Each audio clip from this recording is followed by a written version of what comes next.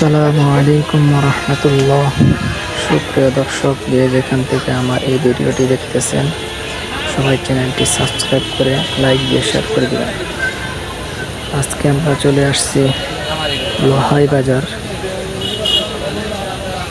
দেখতে পাচ্ছেন প্রচুর পরিমাণ গরু রয়েছে এই হাটে। সামনে ঈদ, এই ঈদ উপলক্ষে তারা কৃষক ভাইরা, খামারিরা প্রচুর পরিমাণ গরু নিয়ে আসছে।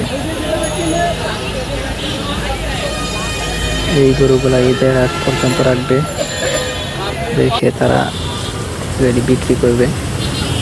তাই আপনাদেরকে দেখানোর জন্য আমি আসছি।